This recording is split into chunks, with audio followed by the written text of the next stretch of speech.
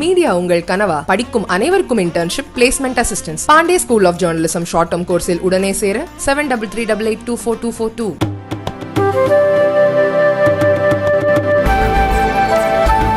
மணிப்பூரில் கமாண்டோ படையினரை குறிவைத்து அடுத்தடுத்து நடத்தப்பட்ட தாக்குதல்களால் மீண்டும் பதற்றம் நிலவுகிறது.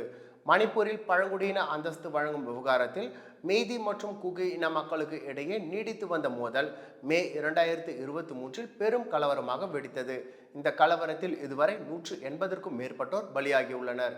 ஆயிரக்கணக்கான மக்கள் வீடு மற்றும் உடைமைகளை இழந்து அகதிகளைப் போல முகாம்களில் அவதியுற்றனர். இந்நிலையில் மணிப்பூரில் மியான்மர் நாட்டின் எல்லையோரம் அமைந்துள்ள மோரே நகரில் சனிக்கிழமை மாநில கமாண்டோ படையினர் வாகனங்களில் அணிவகுத்து சென்று கொண்டிருந்தனர்.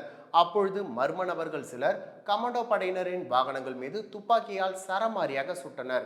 இதில் கமாண்டோ படை வீரர் ஒருவர் பலத்த காயமடைந்தார். இந்த பரபரப்பு அடங்குவதற்குள் அதே நாளில் மோரே நகரில் உள்ள கமாண்டோ படையினரின் முகாம்கள் மீது ராக்கெட் குண்டுகளை வீசி தாக்குதலில் ஈடுபட்டனர்.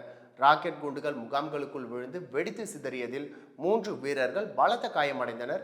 இந்த சம்பவத்தை தொடர்ந்து சுதாரித்துக் கொண்ட கமாண்டோ படையினர் தாக்குதல் நடத்தியோரை நோக்கி சுட்டனர். தரப்பிற்கும் இடையே கடுமையான துப்பாக்கிச்சூடு நடந்ததாகவும் இதில் தாக்குதல் நடத்திய 6 பேர் படுகாயம் அடைந்ததாகவும் தகவல்கள் தெரிவிக்கின்றன.